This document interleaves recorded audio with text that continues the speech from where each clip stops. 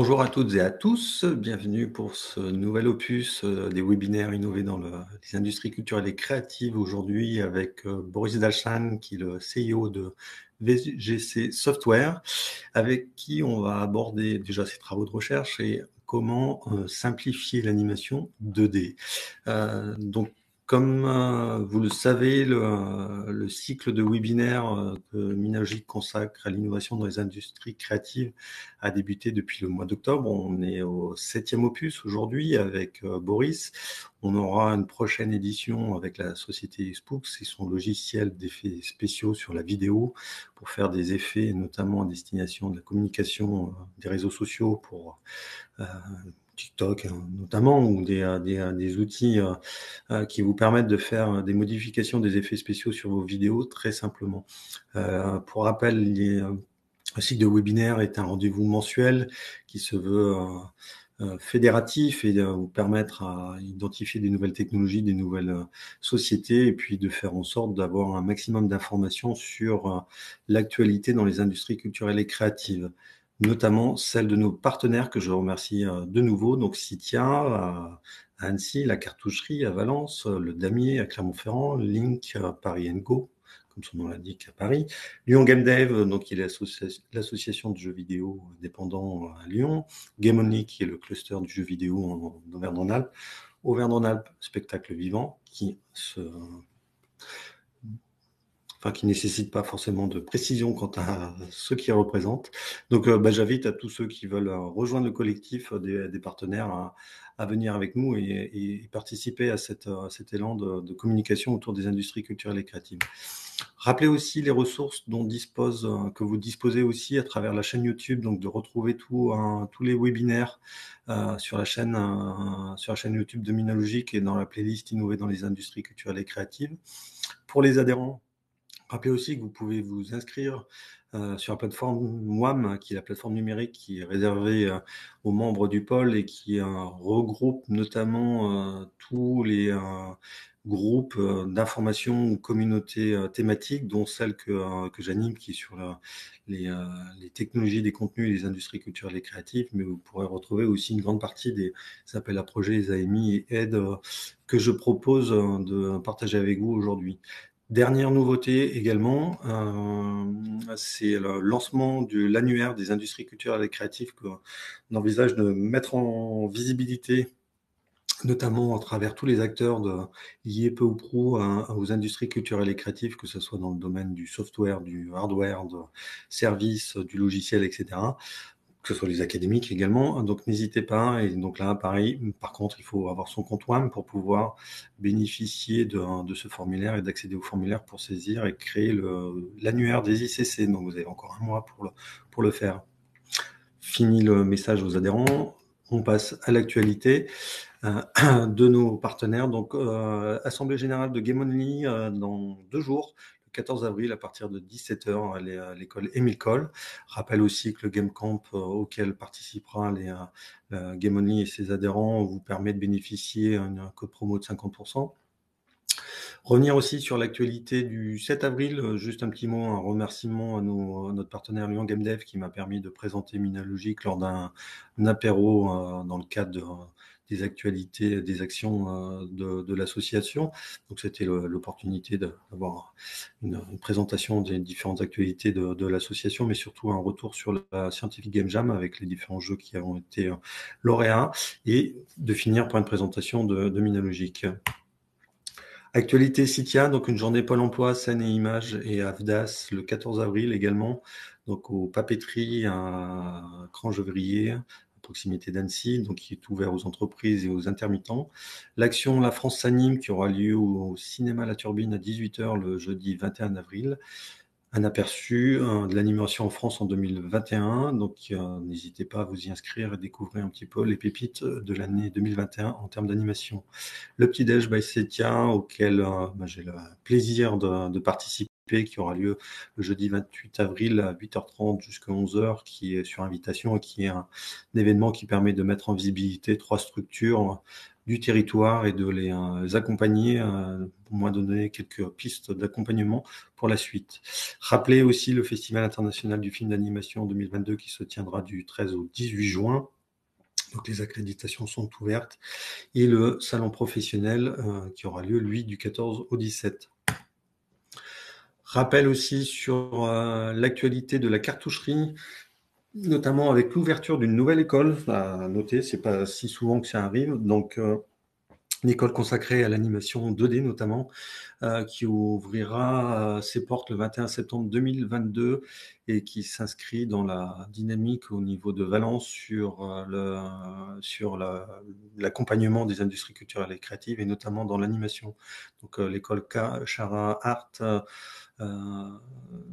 vous invite à vous inscrire pour la scolarité 2022-2023. Je vous ai mis tous les contacts. Rappelez également l'existence du 25e Valence Scénario qui aura lieu également au mois d'avril sur Valence. Rappel de l'actualité toujours aussi riche d'Auvergne-Rhône-Alpes spectacle vivant, dont je vous ai mis le lien et vous rappelle aussi et vous invite à télécharger le calendrier pour avoir une visibilité sur toute l'actualité d'avril à juillet. Je vous ai mentionné également tous les événements prévus pour le mois d'avril. Donc, c'est une très grande diversité sur comment accueillir un artiste en milieu scolaire, aussi bien embaucher des mineurs dans le spectacle vivant que sur les rendez-vous du vendredi ou la question de l'éco-responsabilité, donc décarboner la culture. Donc, vous avez plein de sujets extrêmement intéressants. N'hésitez pas à vous inscrire. Vous avez le lien également vers l'agenda et les inscriptions. Concernant la dynamique auvergnate avec le damier, vous avez le jeudi 12 mai dès 14h les rencontres entreprises culturelles et créatives du territoire, donc à l'hôtel Océania.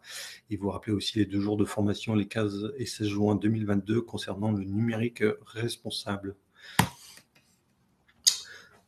Pour continuer sur l'actualité de nos partenaires Link, Empire & Co, vous rappelez que dernier jour pour postuler à l'incubateur Link que vous avez découvert le mois dernier, qui vous a été présenté en détail. Vous sensibilisez aussi dans le cadre de sa veille, le Link a édité un 36 pages sur Gen Z et la génération Z et les industries créatives et leur mode de consommation. Également un appel à un projet porté par Univers Science en partenariat avec Paris & Co qui permet de favoriser la diffusion et la présentation au grand public de dispositifs innovants dans le domaine des sciences, des techniques et de l'industrie du numérique. Donc pour obtenir un prix de 8 500 €, vous avez jusqu'au dimanche 8 mai pour postuler et bonne chance à vous. Dernière actualité, pour rappel, toujours Villeurbanne 2022 et soutien à la capitale européenne de la culture 2028.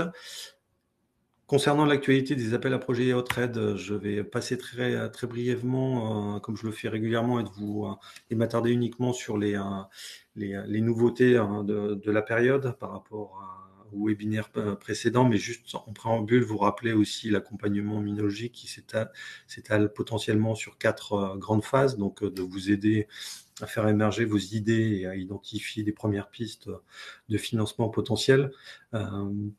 De créer aussi avec vous cette stratégie un peu de financement de votre innovation, de rentrer dans un accompagnement proprement dit sur un projet identifié et ciblé. Donc là, avec potentiellement recherche de partenaires adaptés et un financement ciblé de manière définitive, et d'aborder la question de la labellisation à travers la relecture de dossier, des recommandations et validation de la qualité du dossier par cette fameuse lettre de soutien ou de labellisation que l'on vous fournit. Et surtout, la 4e phase qui est celle de la valorisation, donc de la mise en avant de votre innovation à travers nos différents événements et potentiellement, pourquoi pas à travers un webinaire.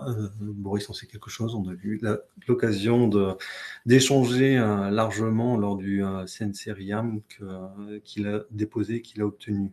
Rappel sur le PIA4, donc dans le cadre des appels à projets ouverts, nous sommes sur la 2e vague de l'appel à projet expérience augmentée du spectacle vivant et numérisation du patrimoine et de l'architecture. Donc, je vous invite à revenir vers moi pour voir ce qu'il est possible de faire et d'optimiser votre dossier d'ici à le prochain dépôt qui est au mois de mai. Et donc, n'hésitez pas à être accompagné et soutenu par le pôle. Sur l'appel à projet culture, donc un nouvel appel à projet sur la recherche dans les établissements d'enseignement supérieur du spectacle vivant 2022, qui est ouvert jusqu'au 19 avril de ce mois, de cette année. Donc du coup, n'hésitez pas à revenir pareil vers moi pour qu'on puisse éventuellement voir ce qu'il est possible de faire encore dans ce délai assez court. Mais voilà, c'est un appel à projet qui vise à soutenir des projets de recherche portés au sein des établissements concernant le spectacle vivant. Donc, n'hésitez pas à répondre en connaissance de cause avec plusieurs objectifs qui sont attendus. Donc, c'est encourager le développement de la recherche au sein des établissements d'enseignement supérieur du spectacle vivant, de sensibiliser les artistes en formation à l'esprit et à la méthode et aux acquis récents de la recherche dans leur domaine, de favoriser le développement du programme de recherche centré sur la pratique artistique et de fédérer la communauté pédagogique des écoles autour d'un projet de recherche. J'avais déjà évoqué les aides du CNES, je ne vais pas revenir dessus, vous retrouverez les éléments dans le document qui vous sera retourné avec, et puis que vous pouvez retrouver aussi sur le webinaire lorsqu'il sera mis en ligne.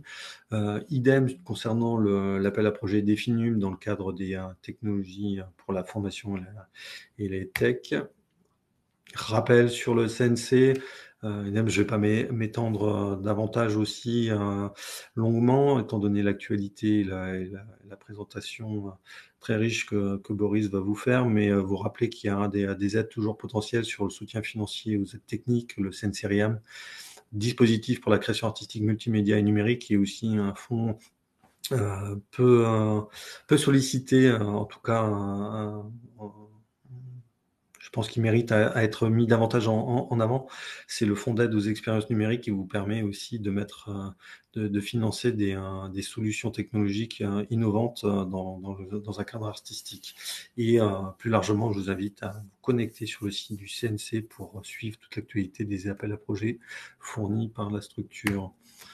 Concernant le Centre national de la musique, comme je vous l'avais évoqué, il y a un soutien à l'aide un soutien à l'innovation qui est proposé. Donc, le dépôt du mois d'avril est passé, mais vous avez encore jusqu'au 13 septembre pour déposer un dossier. Donc, n'hésitez pas également à revenir vers moi pour qu'on travaille sur celui-ci et pour vous parler également des rencontres de l'innovation dans la musique qui est prévue le 17 mai à Caen, pour le coup, et pour lequel vous pouvez également candidater pour un stand. Donc, si vous êtes intéressé, n'hésitez pas à prendre contact avec le Centre national de la musique. Petit focus rajouté par rapport aux précédentes éditions des webinaires, c'est l'action de l'IFSIC, donc qui est l'institut qui est spécialisé dans le financement des industries culturelles et créatives. Et donc, il y a deux actions, une envers les entrepreneurs culturels et une envers les banques, donc qui vous permettent, à travers différentes solutions de financement et d'aide et d'expertise financière, de vous aider dans votre développement. Et puis surtout, d'apporter une caution aussi vis-à-vis des banques et de vous permettre d'avoir une négociation avec vos partenaires bancaires plus facile.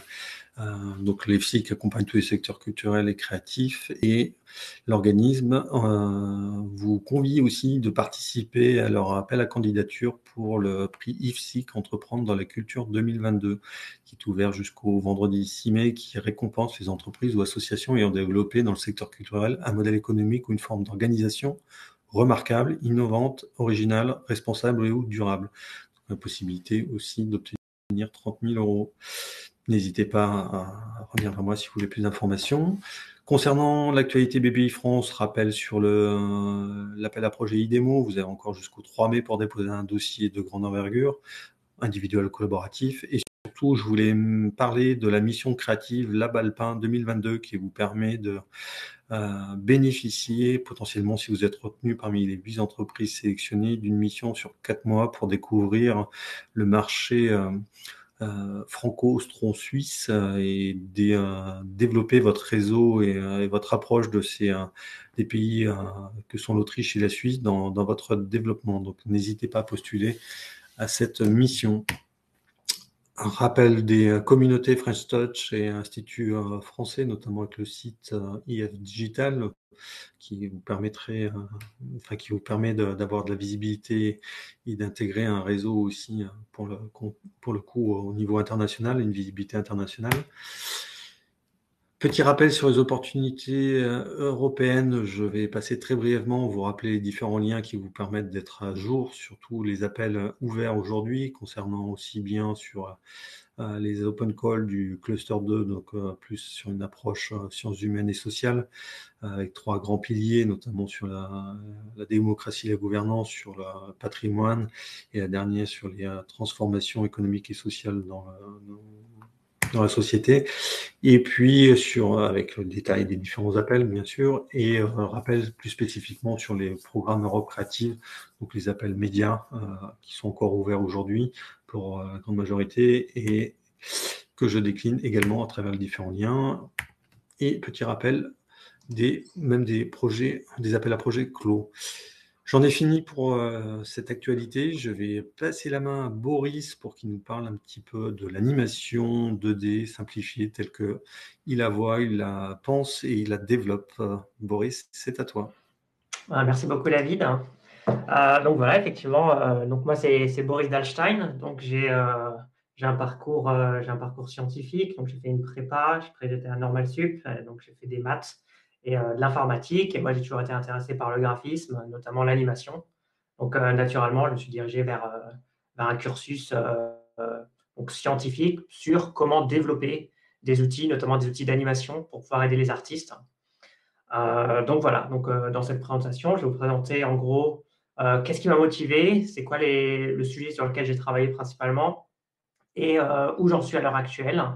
Et voilà. Donc, comme vous le savez très probablement, je suppose que je n'apprends rien à Élodie ni à Gabriel ici, qui nous écoute. Une animation, c'est une séquence d'images. Donc, ces images, il faut forcément qu'elles arrivent de quelque part. Quand c'est un film filmé, un live action, bah, c'est une caméra qui filme les images.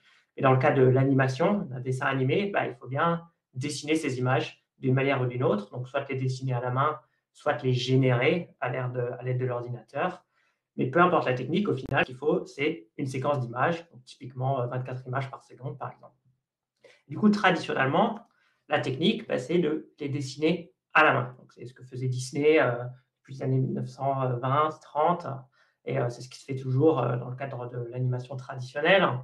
Et dessiner chaque image à la main, bah, comme vous pouvez vous en douter, c'est chronophage, parce que 24 images par seconde, pour un film de 90 minutes, ça fait, je crois, dans les plus que 100 000 images à dessiner une par une. Alors, c'est extrêmement chronophage. Alors, il y a pas mal de livres qui décrivent des bonnes techniques pour avoir une animation qui soit fluide, dynamique, convaincante. Donc, par exemple, il y a Richard Williams dans The Animator's Survival Kit, dont on voit des images ci-dessous, qui est une grosse référence. Donc aussi The Illusion of Life de Frank Thomas et Ollie Johnson de Disney et Cartoon Animation de Preston Blair. Donc dans ces références, on peut apprendre les techniques sur comment rendre une animation fluide via le dessin, image par image, de qu'est-ce qu'on veut pour faire cette animation. Donc typiquement, la manière dont ça marche, c'est qu'on va commencer par dessiner les images clés ou les extrêmes qu'on voit en rouge là sur l'image de gauche. Et une fois qu'on a dessiné ces extrêmes, typiquement, on va dire une fois toutes les 4 images, il y a une extrême, il va falloir dessiner toutes les images intermédiaires, les in-betweens en anglais. Et du coup, c'est celle qu'on voit en vert sur l'image de droite. Alors, bien évidemment, comme je disais, c'est extrêmement chronophage. Et du coup, la question, c'est comment, à l'heure actuelle, les outils digitaux peuvent-ils aider à ce problème? Donc, comment rendre cette tâche un peu moins chronophage, un peu plus abordable, on va dire. Donc, il y a globalement 2 grandes approches. Donc, la première approche, que j'appelle modélisation plus rigging, entre parenthèses, plus animation. Donc, cette méthode, en fait, elle consiste à décomposer au préalable votre scène en un nombre plus réduit de variables d'animation que va contrôler l'animateur. Donc, on voit un peu sur une allégorie, là, une métaphore, où c'est un peu comme une marionnette finalement. Tout d'abord, il y a le modélisateur qui va créer un modèle de votre sujet à animer. Puis après, il va y avoir un rigueur qui va définir comment animer cet objet. Donc, par exemple, typiquement, il va créer, dans le cas d'un personnage en 3D, il va créer un squelette et l'animateur, lui, ce qu'il va animer finalement, c'est les joints de ce squelette. Par exemple, l'angle du bras, la position du bassin, l'orientation de la tête, ce genre de choses. Donc, chacune de ces variables, elles sont indépendantes les unes des autres. Et ce qui est pratique, c'est qu'elles sont faciles à interpoler. C'est-à-dire que si la tête, à un moment, elle est tournée à 90 degrés, et puis qu'on définit que plus tard, la tête, elle est tournée à 45 degrés, interpoler mathématiquement, informatiquement, entre 90 degrés et 45 degrés, c'est facile, on descend progressivement de 90 degrés à 45 degrés. Donc voilà, ça c'est une méthode, modélisation, plus rigging, plus animation, et qui est globalement la méthode, on va dire, la plus utilisée à l'heure actuelle, parce que ça permet d'avoir des scènes d'extrême complexité. Par exemple, un film de 3D de type Pixar, Pixar ou Disney, il y a une telle complexité, une telle richesse dans l'image que ce serait presque impossible de dessiner chacune de ces images à la main, d'où l'importance et l'intérêt de passer par la modélisation, puis un rigging, pour que l'animation soit plus simple. Mais malheureusement, cette approche, elle a quand même un inconvénient, c'est que ça contraint vraiment l'animation. C'est-à-dire que du fait qu'on crée un modèle et qu'ensuite on crée ce rigging, l'animateur finalement il est moins libre. Il y a un peu cette contrainte technique qu'on lui donne ses variables d'animation et il n'y a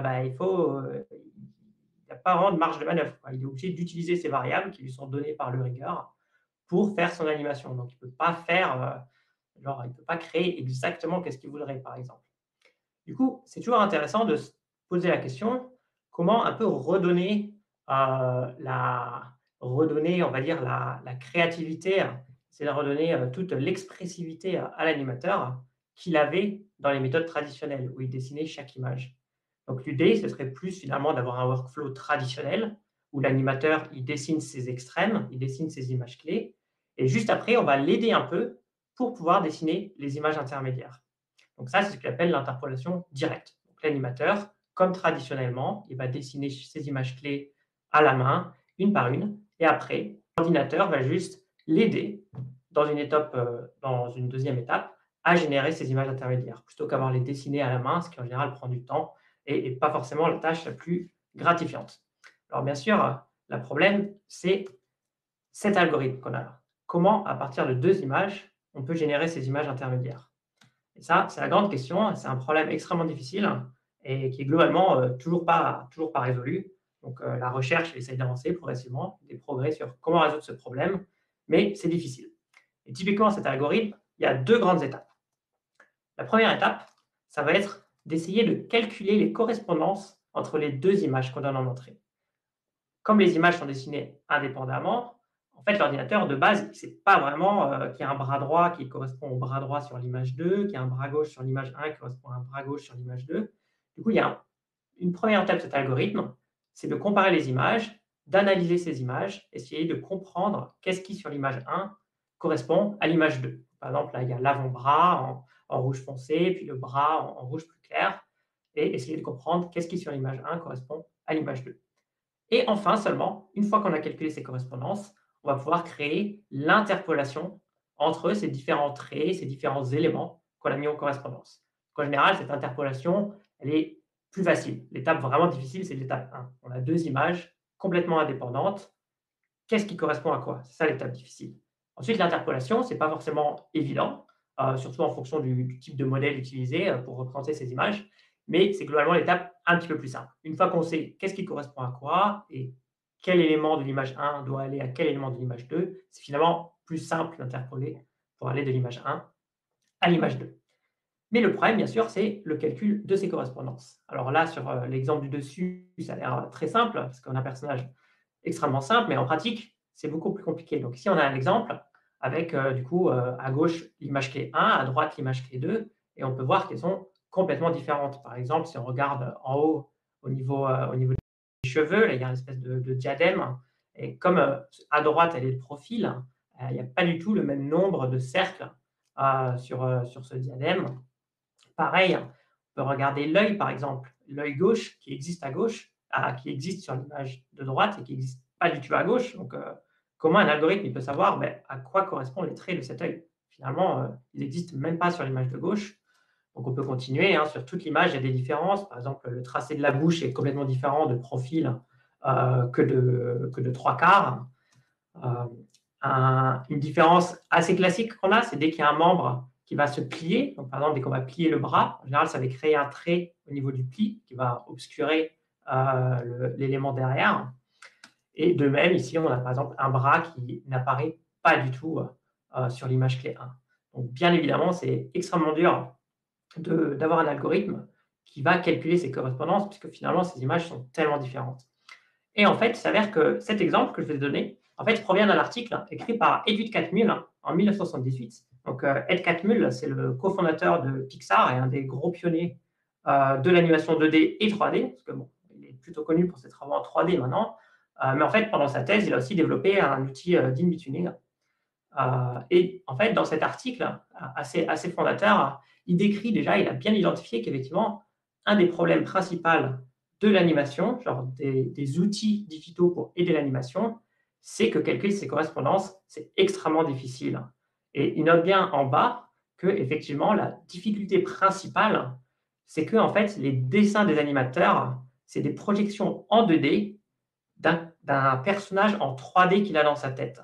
Et du fait de cette projection de la 3D qui est dans la tête de l'animateur vers la 2D qui est dessinée, il y a une perte d'information. Et puisque l'algorithme n'a pas cette information, c'est finalement assez dur de calculer ces correspondances. Mais on peut quand même essayer, malgré tout. Hein.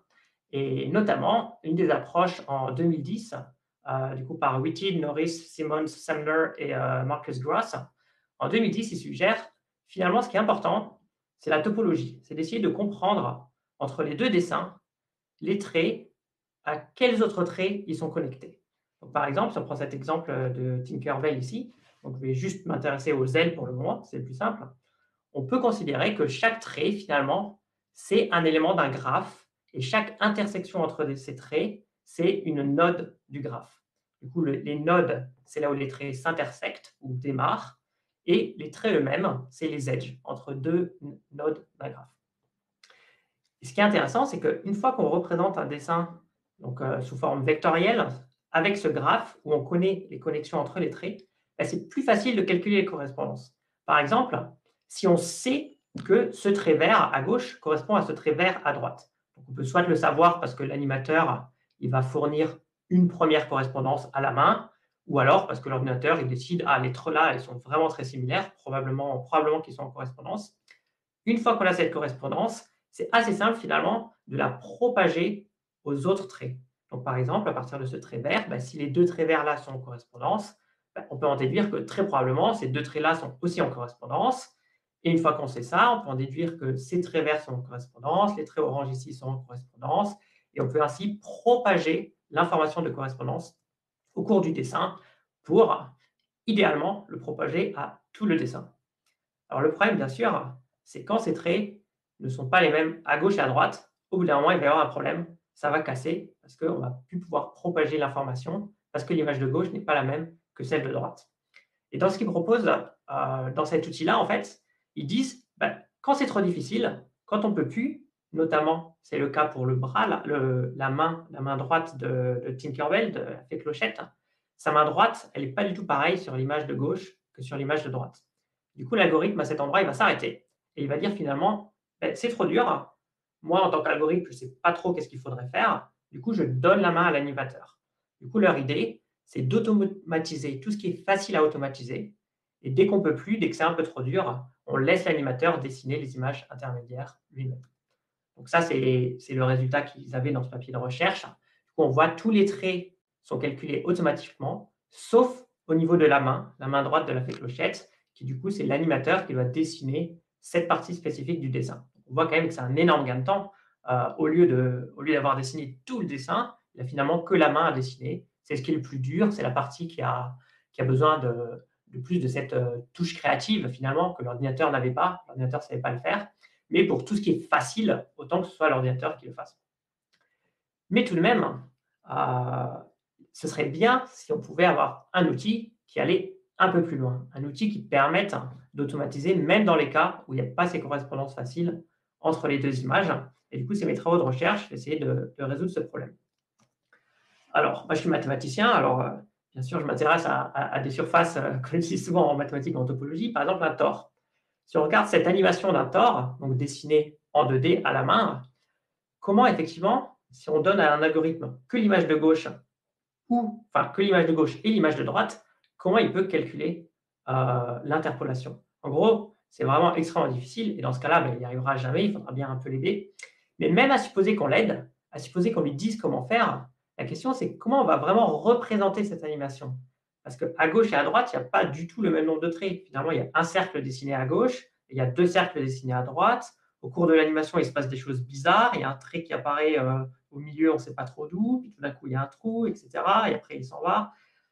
La première question que je me suis posée, c'est avant même de savoir comment calculer automatiquement cette animation, moi, je me suis demandé comment on peut déjà la représenter.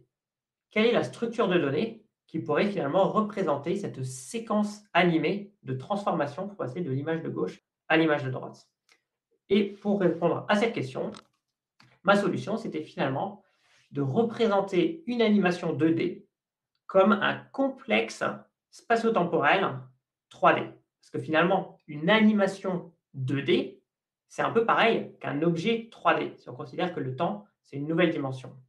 Du coup, ça m'a permis de créer une nouvelle structure qui est finalement assez proche de ce qu'on a dans les logiciels de modélisation 3D ou de CAD. Mais cette fois, au lieu d'avoir trois dimensions spatiales, on a deux dimensions spatiales et une dimension temporelle. Donc, Nathalie va vous mettre une vidéo pour voir à quoi ça ressemble en vidéo. Euh, hop, ça m'indique que la vidéo est malheureusement privée à l'heure actuelle.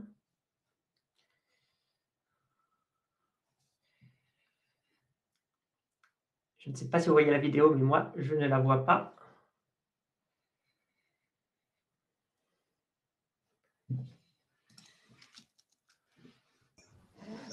Je te confirme, on a un petit souci technique a priori. Je vais...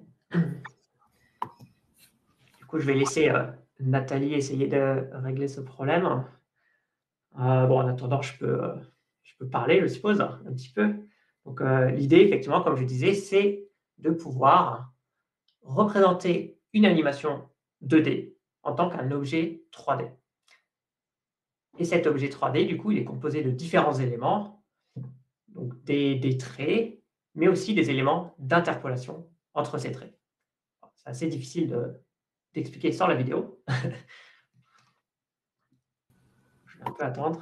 Et du coup, par rapport à cette extrapolation où tu mets une troisième variable qui est celle temporelle, dire concrètement, cette structuration, ça va être quoi? Ça va être un modèle mathématique qui va définir les étapes intermédiaires dans le temps. C'est-à-dire de dire finalement un tore, quand il est à plat, il est sous la forme initiale qu'on a vue de cercle. Quand il est en mouvement, il y a différentes apparitions de traits intermédiaires qui définissent, je dirais, l'ouverture centrale. Et puis, à la fin, de dire le modèle final, quand il est à la verticale, il est avec deux cercles, etc. C'est ça la démarche? Ouais, la démarche, l'approche, c'est vraiment que du coup, à chaque fois qu'il va y avoir ce qu'on appelle une transformation topologique, dès qu'il y a un changement topologique dans l'animation, par exemple un trait qui apparaît, un trait qui disparaît, deux traits qui fusionnent en un seul trait, ça va être une image clé. Bon, à chaque fois qu'il y a un événement topologique, à l'instant de l'événement, on va mettre une image clé.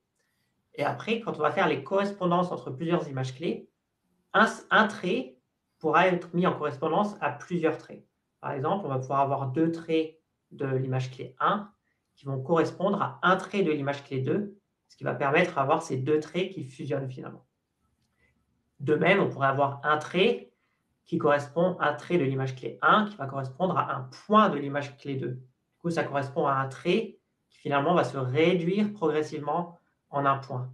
Et si on imagine ça en tant qu'une modélisation 3D, en fait, on va créer en fait un triangle entre le trait de l'image 1 et le point de l'image 2. Si on va extruder ce trait et le réduire en un point, en fait, dans l'espace-temps, ça ressemble à un triangle.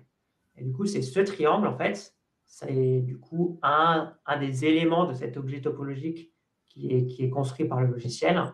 Et ensemble, tous ces éléments, en fait, c'est l'animation 2D.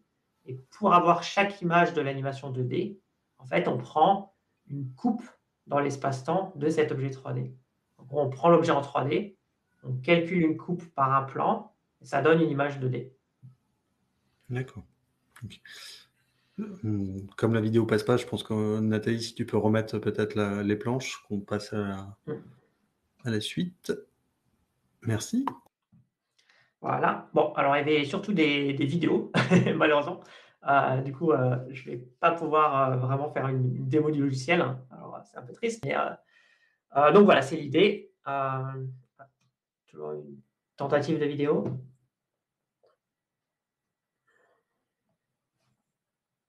Ah! Nous avons des vidéos.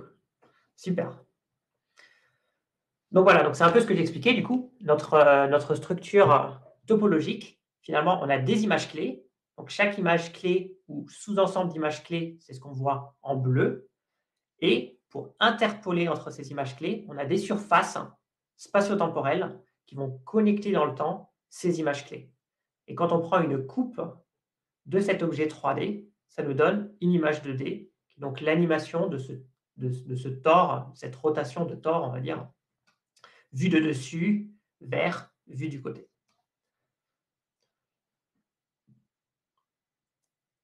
Donc un autre exemple, un peu plus compliqué qu'un tore, si je reviens sur la présentation, du coup, ce serait un oiseau. Si on a un oiseau qui bat les ailes, du coup, dans l'espace-temps, la représentation de cette animation, c'est celle-là.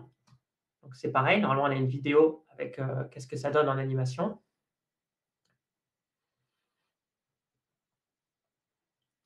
Voilà. Donc, voilà ce que ça donne dans le cas d'un oiseau qui battrait des ailes. Dans l'espace-temps, ça ressemble à cette structure 3D qu'on voit en rouge.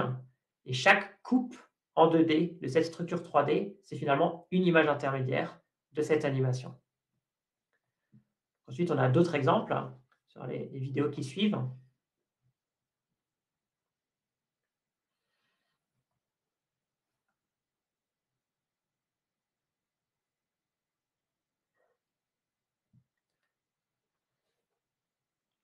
Donc voilà, ça, c'est des exemples en gros d'animations qu'on peut créer avec le logiciel. Et qu'est-ce qu'on voit? Le point commun de ces animations, c'est qu'il y a des changements topologiques. Donc on a déjà vu à droite, par exemple, le Tor. Donc on voit qu'il y a effectivement, c'est un disque qui va se transformer en anneau.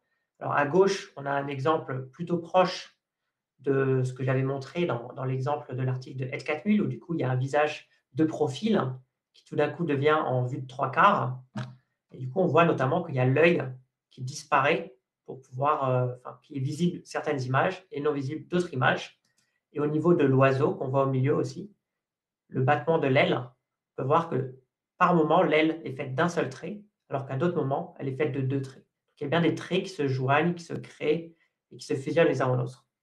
Dans l'image d'après, on va voir un peu différents, un petit parcours en gros de l'interface.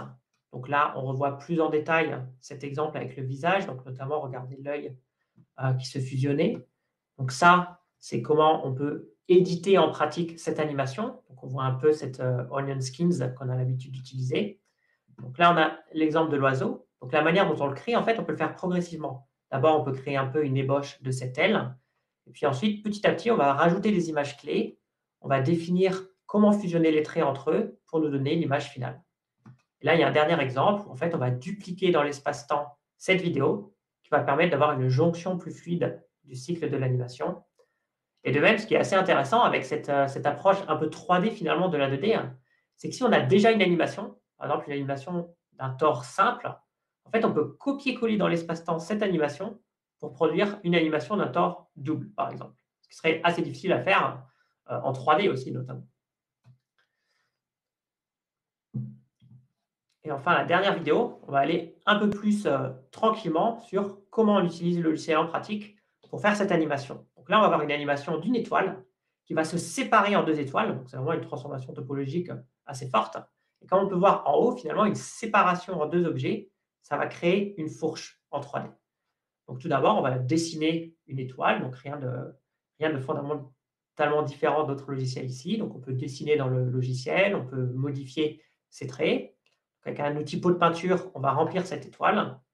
Et ce qu'on va faire, c'est aller au milieu de l'animation. Donc, au début, on était à l'image 1, on est à l'image 2. On va copier-coller cette étoile et la découper en deux. On va rajouter d'autres points clés, d'autres points de contrôle. On verra plus tard pourquoi. Et ensuite, on va aller à la fin de l'animation et copier-coller seulement la partie de gauche de cette étoile. Et on va faire pareil avec la partie de droite. On va copier-coller seulement la partie de droite de cette étoile. Et ça, en fait, ça permet, rien que cette opération, à créer une animation d'un objet qui se sépare en deux. Du coup, avant de voir vraiment l'animation, on va un peu améliorer la dernière image clé. Donc, on va transformer ces demi-étoiles en vraies étoiles. Ce qu'on va faire ici ensuite, c'est dupliquer une des images de l'animation, la mettre aux 3/4 de l'animation et déformer un peu ces étoiles pour créer un peu de dynamisme, pour que l'animation soit un peu intéressante. Ensuite, on va aller au milieu, on va créer un peu de squash and stretch, on va un peu l'étirer, la contracter, pour que l'animation soit un peu intéressante. Donc à la première image, l'étoile va apparaître. Vers le milieu de l'image, on va la contracter, puis après l'étirer pour vraiment montrer la séparation de l'étoile, qu'elle va se déchirer. Et juste après cet endroit-là, c'est là où elle se déchire. À n'importe quel endroit de l'animation, on peut modifier cette image. Donc, dès qu'on modifie une image, ça devient automatiquement une image clé. On peut la modifier comme on veut et toutes les images intermédiaires sont automatiquement calculées. Donc voilà, dans le cas de cette image, on a donc cette étoile qui, assez facilement, finalement, on peut créer une animation d'une étoile qui va se séparer en deux étoiles. Et du coup, en 3D, dans l'espace-temps, ça donne ce qu'on voit donc au milieu. C'est cette étoile qui se transforme en deux étoiles dans l'espace-temps. Dans l'espace-temps, ça donne cette espèce de fourche. Et comme c'est une animation vectorielle, ce qui est bien, c'est qu'on peut changer le style, par exemple la couleur de l'étoile, ou est-ce qu'on veut afficher des bords, etc. C'est tout l'avantage d'avoir une animation continue à la fois dans l'espace et le temps, et que ça nous permet de modifier espacement l'animation. Voilà, en gros, c'est ce sur quoi j'ai travaillé dernièrement. Donc, j'ai publié ces travaux à SIGGRAPH au cours de ma thèse. Et du coup, pendant cette thèse, j'ai développé un prototype de recherche qui s'appelle VPaint. D'ailleurs, j'ai oublié le lien. Du coup, c'est vpaint.org. Si vous voulez le télécharger gratuitement, c'est open source. Et maintenant, du coup, le but, c'est un peu de valoriser ces travaux de recherche, essayer de convertir finalement ce prototype en un vrai outil plus professionnel et utilisable, parce qu'à l'heure actuelle, il n'y a pas vraiment suffisamment d'outils dans le prototype pour que ce soit vraiment utilisable en production. Du coup, voilà, donc là, j'ai lancé ma startup et du coup, je développe deux outils. Donc, VDC Illustration, qui devrait sortir au cours de la deuxième moitié de cette année, du coup, qui se concentre plus sur les images fixes, parce que j'en ai pas parlé non plus, mais les apports topologiques de ma recherche permettent aussi de faire des améliorations pour les images fixes. Et l'année prochaine, j'espère du coup sortir VDC Animation qui permettra de faire tout ce que vous avez vu dans ces démos et je l'espère un peu plus. Et notamment, en fait, dans ces exemples que j'ai montrés, comme vous voyez, il n'y a pas vraiment de calcul automatique d'images intermédiaires à partir de deux images clés données. À chaque fois, ce que j'ai fait, c'est que j'ai créé une image clé, je l'ai copiée plus loin dans le temps et après, je l'ai modifiée. Donc, certes, on peut faire des opérations topologiques qu'on ne peut pas faire dans d'autres logiciels, mais je ne suis jamais parti de deux images indépendantes et calculer les correspondances. Ça, c'est encore du coup un sujet de recherche que je n'ai pas résolu. Mais en gros, ce qu'il faut retenir, c'est que maintenant, on a une structure de données pour pouvoir représenter ces animations, pour pouvoir représenter ces changements topologiques. Et maintenant qu'on a une meilleure représentation pour ces animations 2D, l'étape suivante, qui est donc encore à résoudre, c'est à partir de deux images clés, de calculer automatiquement cette structure topologique pour passer de la première image clé à la seconde, même dans le cas où il y a des changements topologiques. Donc voilà, ça conclut mon talk en tout cas. Et si vous voulez plus d'infos sur le projet, n'hésitez pas à aller du coup sur le site du projet vgc.io. Et ce serait un plaisir, avec un grand plaisir, que je réponds à vos questions. Exactement. Donc, à vos claviers pour poser les questions. En attendant, je vais plutôt m'adresser à l'entrepreneur. Pour le coup, Oui, ouais, lui, vas-y. en termes de financement, je connais un peu les réponses, mais Mm. sur les différentes pistes, aujourd'hui, je sais qu'il y a eu des aides du CNC à RIAM. Peut-être que tu pourras nous en dire deux mots. Je sais que tu as des aides aussi. On peut soutenir la structure avec Patreon, c'est ça? Oui, c'est ça, Patreon, ouais, Patreon, ouais. Oui, donc pour résumer un peu comment j'ai financé le projet, hein, donc effectivement, une grosse. Alors bon, déjà, j'ai un peu des économies du coup des stages que j'ai fait pendant ma thèse. Et, euh, et une grosse partie du coup là, du financement, c'est effectivement la subvention CNC RIAM, du coup, qui s'adresse à toutes les industries de l'image animée et du son. Euh, et l'idée, c'est que du coup, c'est une subvention jusqu'à 50 000 euros à hauteur de 45% des dépenses éligibles. Donc en gros, si vous avez un projet, donc dans mon cas, j'ai déclaré 90 000 euros de dépenses et en gros, ça me permet d'avoir 40 000 euros de subventions qui sont versées en deux fois. Donc en amont, on va être versé, il y a 70% qui vont être versés. Donc dans mon cas, 70% de 40 000, ça fait environ 26 000. Et ensuite, il y aura 14 000 qui sera versé à la fin du projet. Donc voilà, donc CNC RIAM, c'est vraiment, je recommande vraiment. Moi, j'ai des petits soucis du coup vis-à-vis de la structure juridique que j'avais. Au début, j'étais en auto-entrepreneur. Alors en théorie, le CNC RIAM peut s'appliquer en tant qu'auto-entrepreneur. En pratique, du côté de BPI France, ils sont un peu plus frileux. Du coup, j'ai dû créer une entreprise. Du coup, maintenant, je suis en SASU. Et du coup, ça a pris du temps. Donc, au final, voilà, vous attendez pas à avoir l'argent de la subvention instantanément. Mais bon, une fois qu'on passe par les différentes étapes, on va dire, C'est nécessaires. intéressant ce que tu Et, parce que retour d'expérience pour le coup, ouais, si ça peut éviter à certains c'est les mêmes ouais, contraintes dans l'obtention de ces aides qui sont, comme tu le dis, extrêmement ouais. importantes, notamment pour des structures comme la tienne. Mm. On a une question d'Élodie qui pose combien vous êtes dans la SAS? Ouais. Donc, du coup, la SAS, d'un point de vue juridique, du coup, je suis seul. C'est une SASU, donc U pour unipersonnel, hein, pardon. Du coup, voilà, je suis seul fondateur de l'entreprise. Et à l'heure actuelle, j'ai un employé, du coup, qui est financé en grande partie par le CNC RIAM, du coup, qui me permet d'avoir une personne sur la R&D supplémentaire. Donc, on est à deux à l'heure actuelle à travailler sur le développement du logiciel. Voilà. Je vois qu'il y a une question qui doit être en train d'être. Ah non, c'est juste un retour d'Élodie qui te remercie pour la réponse. De rien. Je ne sais pas s'il y a d'autres questions de la part de nos auditeurs et auditrices. La question je dirais de la concurrence aussi par rapport à ce genre de logiciel, on a un peu le sentiment que c'est très concurrentiel, ou en tout cas on a des approches qui sont souvent peut-être héritées d'un historique. Je pense même si on prend des outils comme il y a pu y avoir à un temps donné avec des flashs pour les anciens comme Ouais, moi, ou même ouais. des illustrateurs, des choses comme Macromédia. ça, qui évoluent énormément aussi sur cet aspect-là. Après, d'autres solutions un peu équivalentes qui sont apparues ces dernières années. Est-ce que tu as un peu un regard critique ou une petite analyse sur ces solutions? Oui, bien sûr. Alors évidemment, évidemment, il y a de la concurrence, hein. Voilà, donc effectivement, Flash, donc mon approche, l'approche de VGC, bon, déjà, il y a deux grandes catégories. Il y a les logiciels de dessin vectoriels, du coup, dans lequel je m'inscris, et logiciels de dessin à base de pixels, donc d'images. Donc, par exemple, je ne suis pas vraiment en concurrence avec un logiciel tel que TV Paint, où les dessins sont effectivement dessinés de manière non vectorielle. Du coup, c'est vraiment une approche assez différente.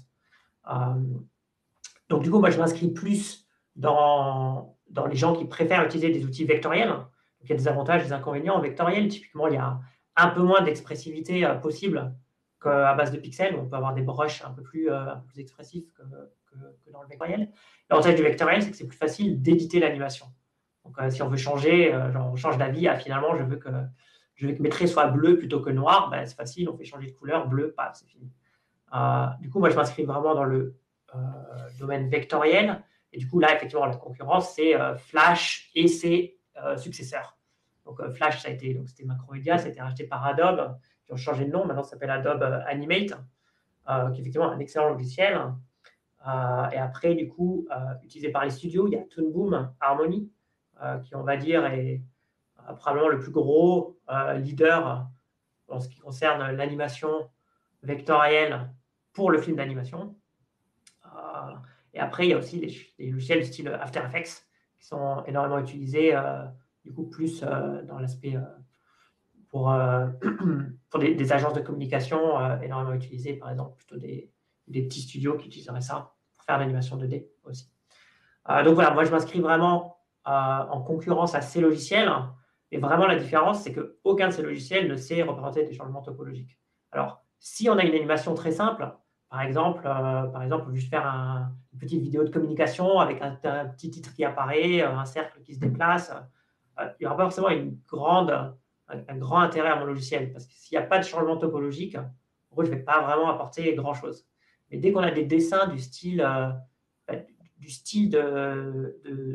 dessin d'animation comme Disney, par exemple, et qu'il y a des changements topologiques qui arrivent et qu'on a un peu envie d'avoir une expressivité artistique un peu plus simple qu'un truc 2D rigide qui se déplace, c'est là vraiment qu'il y aura une plus-value nettement supérieure à la concurrence, puisque la concurrence ne sait pas du tout représenter ce changement topologique. Genre, un trait, bah, il existe et il peut correspondre qu'à un seul trait plus tard, quoi. On crée un trait, on déforme ce trait, mais un trait ne peut pas se séparer en deux traits.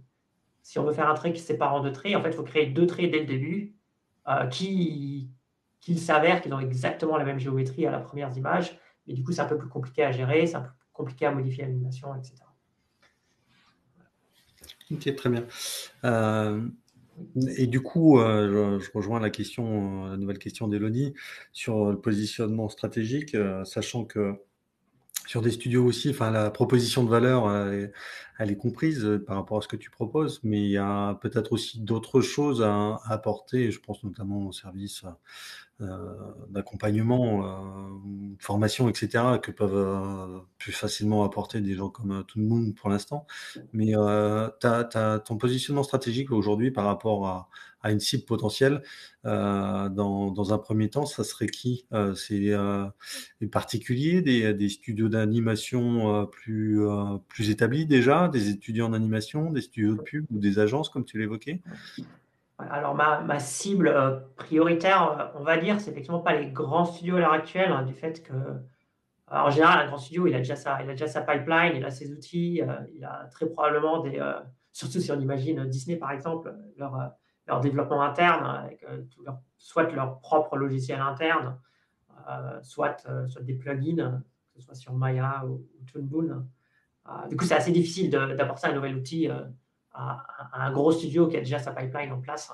Du coup, ce serait plutôt effectivement des petits studios, des indépendants.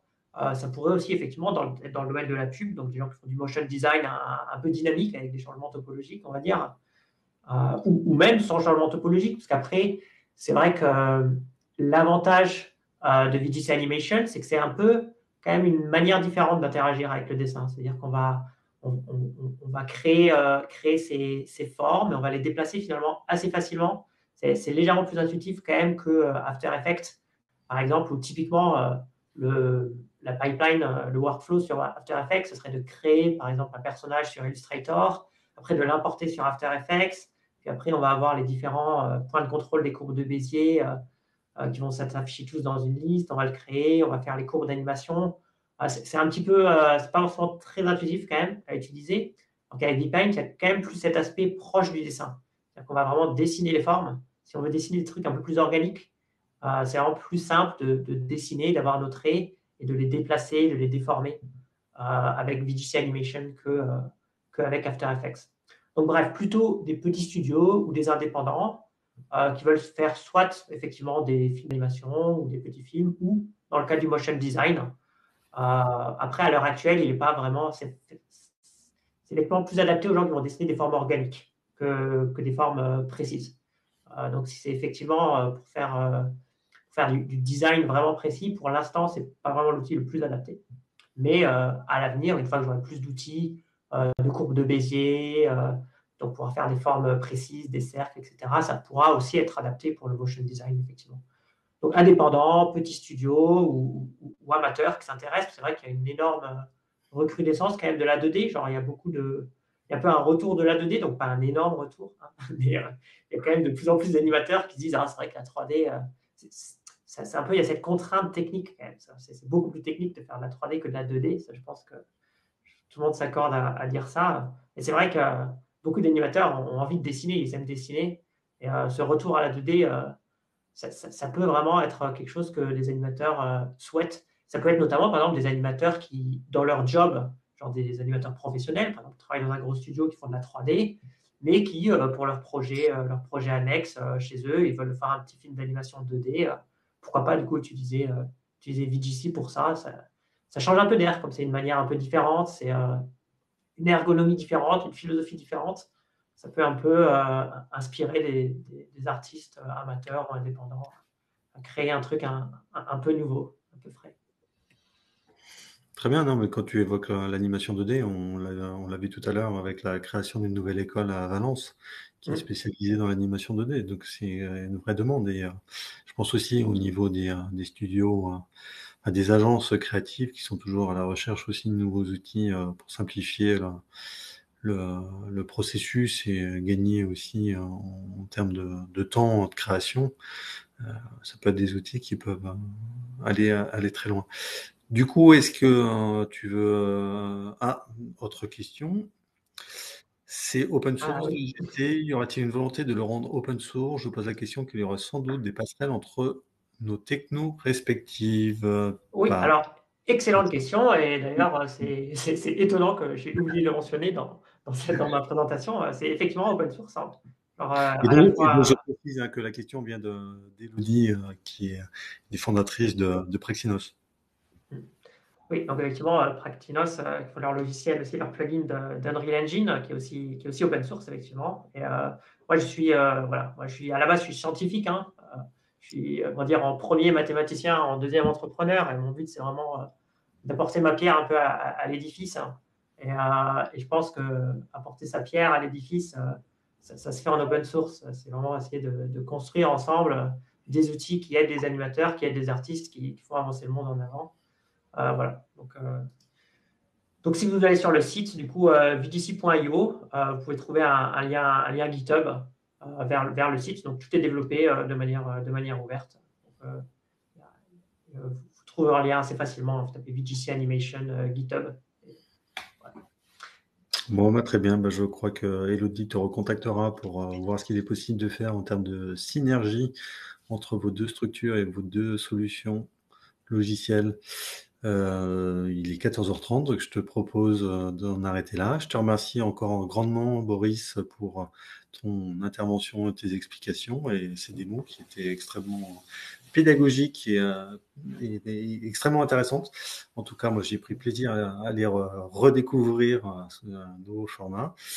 Je voulais aussi remercier ma collègue Nathalie, que vous voyez pas, qui est un peu dans l'ombre, qu'on n'entend pas, mais qui agit en sous-main et qui a résolu admirablement, comme d'habitude, les problématiques logistiques de vidéo. Et moi, je vous donne rendez-vous au mois prochain avec Spooks pour parler vidéo et effets spéciaux. À très bientôt. Merci.